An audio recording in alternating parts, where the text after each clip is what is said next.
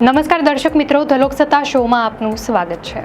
ભારતમાં કેટલાક એવા સ્થળો છે કે જ્યાં સ્વતંત્રતા દિવસ 15મી ઓગસ્ટે નહીં પરંતુ અન્ય તારીખોએ ઉજવવામાં આવે છે। ભારતભરમાં 15મી ઓગસ્ટે ઉજવણી થાય છે, તો આ જગ્યાઓએ શા માટે નહીં? ચાલો વિગતવાર સમજીએ। પહેલા વાત કરીએ દાદરા અને નગર હવેલીના સ્વતંત્રતા દિવસની વિશેષ ઉજવણી વિશે। તો જ્યારે આખો દેશ 15મી ઓગસ્ટે સ્વતંત્રતા દિવસની ઉજવણી કરે છે, ત્યારે દાદરા અને નગર હવેલીમાં 2 ઓગસ્ટના રોજ સ્વતંત્રતા દિવસ જેને મુક્તિ દિવસ તરીકે ઓળખવામાં આવે છે તે ઉજવવામાં આવે છે। આનું કારણ શું છે અને આ પ્રદેશનો ઇતિહાસ શું છે તે જાણીએ। 15મી ઓગસ્ટ 1947ના રોજ ભારતને બ્રિટિશ શાસનમાંથી આઝાદી મળી હતી, પરંતુ તે સમયે કેટલાક પ્રદેશો જેવા કે ગોવા, દમણ, દીવ અને દાદરા નગર હવેલી પોર્ટુગીઝ શાસન હેઠળ હતા। પોર્ટુગીઝોએ ભારત છોડવાનો ઇનકાર કર્યો હતો અને આ પ્રદેશો પર પોતાનો કબજો જાળવી રાખ્યો હતો। આથી આ પ્રદેશોના લોકોએ પોતાની રીતે સ્વતંત્રતા માટે લડત ચલાવવાનું શરૂ કર્યું। આ લડતના કેન્દ્રમાં દાદરા અને નગર હવેલીના ક્રાંતિકારીઓ હતા। 1954ના વર્ષમાં દાદરા અને નગર હવેલીના લોકોએ સંયુક્ત પ્રયાસોથી પોર્ટુગીઝ શાસન સામે વિદ્રોહ કર્યો। આ વિદ્રોહમાં આઝાદ ગોમંતક દળ અને યુનાઇટેડ ફ્રન્ટ ઓફ ગોન્સ જેવા સંગઠનોના ક્રાંતિકારીઓનો પણ સહયોગ મળ્યો હતો। 21મી જુલાઈ 1954ના રોજ દાદરા ગામ પર હુમલો કરીને તેને પોર્ટુગીઝોના શાસનમાંથી મુક્ત કરવામાં આવ્યું। ત્યારબાદ 2 ઓગસ્ટ 1954ના રોજ ક્રાંતિકારીઓએ નગર હવેલી પર હુમલો કર્યો અને પોર્ટુગીઝોને હરાવીને ત્યાંનો કબજો સંભાળ્યો।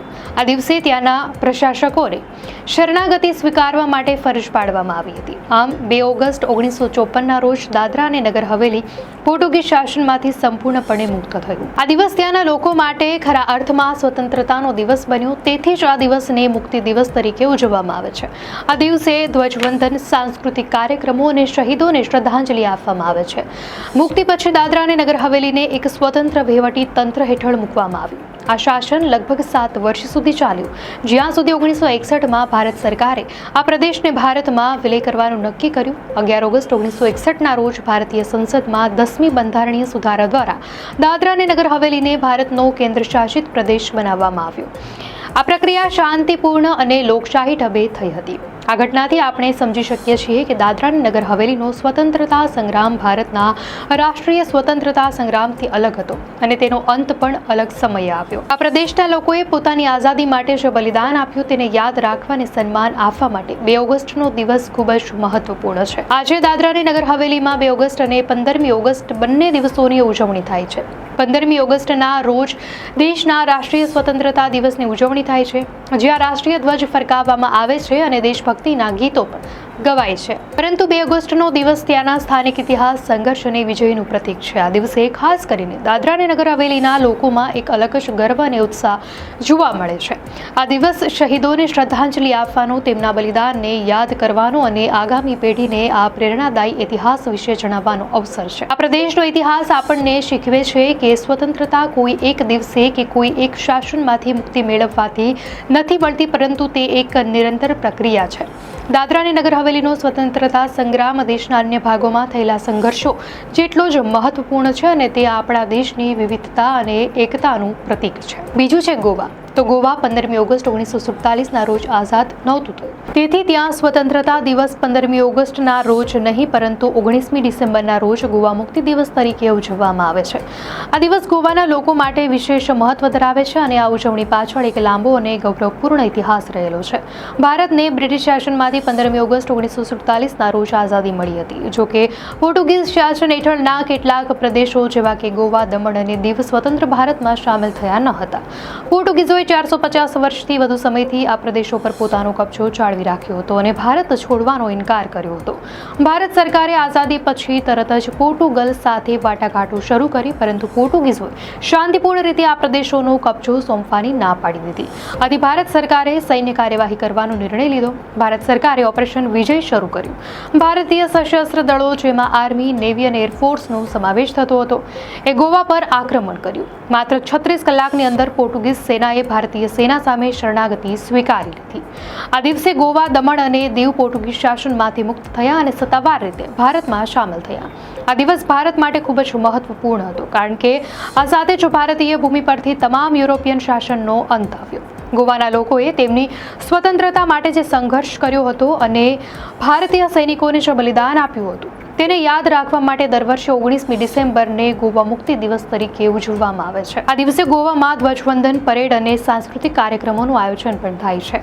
આ સિવાય પશ્ચિમ બંગાળના કેટલાક વિસ્તારોમાં, ખાસ કરીને નાદિયા અને માલદા જિલ્લાના અમુક ભાગોમાં 15મી ઓગસ્ટને બદલે 18મી ઓગસ્ટના રોજ સ્વતંત્રતા દિવસની ઉજવણી કરવામાં આવે છે. આ એક અનોખી ઐતિહાસિક ઘટનાને કારણે છે જે ભારત પાકિસ્તાનના ભાગલા સાથે સંકળાયેલી છે. ભારતના ભાગલા દરમિયાન બ્રિટિશ વકીલ સર સિરિલ રેડક્લિફને ભારત અને પાકિસ્તાન વચ્ચે સીમારેખા દોરવાની જવાબદારી સોંપવામાં આવી હતી.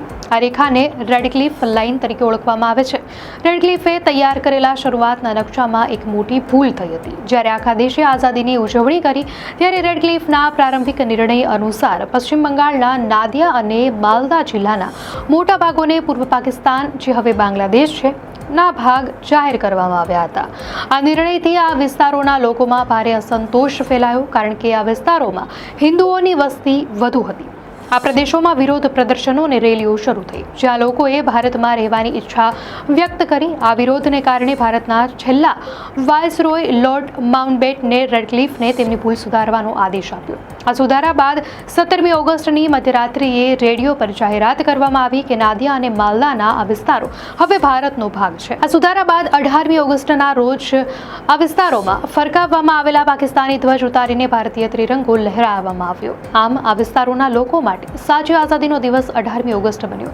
આજે પણ નાદિયા અને માલદાના કેટલાક ગામો અને સંસ્થાઓ આ ઐતિહાસિક ઘટનાને યાદ રાખવા માટે 18મી ઓગસ્ટના રોજ સ્વતંત્રતા દિવસની ઉજવણી કરે છે. આ ઉજવણી 15મી ઓગસ્ટની રાષ્ટ્રીય ઉજવણીની સમાંતર થાય છે અને સ્થાનિક ઇતિહાસ તથા સંઘર્ષનું પ્રતીક છે. સિક્કિમમાં 15મી ઓગસ્ટના રોજ ભારતના રાષ્ટ્રીય સ્વતંત્રતા દિવસની ઉજવણી થાય છે, પરંતુ સિક્કિમ માટે એક અલગ અને વિશેષ દિવસ પણ છે, જે તેના ભારતમાં વિલય સાથે સંકળાયેલો છે.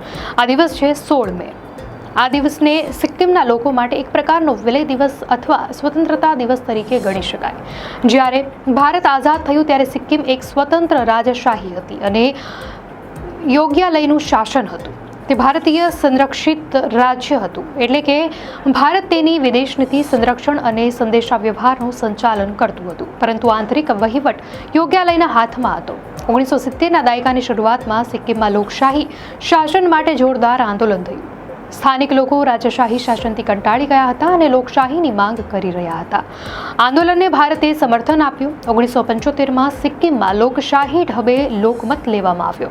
આ લોકમત દ્વારા સિક્કિમના લોકોએ યોગ્યાલય શાસનનો અંત લાવીને ભારત સાથે જોડાવાની તરફેણમાં મતદાન કર્યું. લોકમતનું પરિણામ જાહેર થયા બાદ ભારતીય સંસદે 36મો બંધારણીય સુધારો પસાર કરીને સિક્કિમને સત્તાવાર રીતે ભારતના 22મા રાજ્ય તરીકે માન્યતા આપી. આ દિવસે સિક્કિમ પૂર્ણ રૂપે ભારતનો અભિન્ન અંગ બન્યો. આમ 16 મેના રોજ સિક્કિમમાં રાજ્ય દિવસ તરીકે ઉજવણી થાય છે.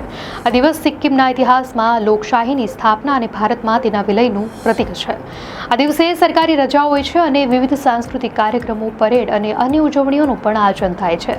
આ દિવસ સિક્કિમના લોકો માટે રાજાશાહીમાંથી મુક્તિ અને લોકશાહીમાં પ્રવેશનો દિવસ છે.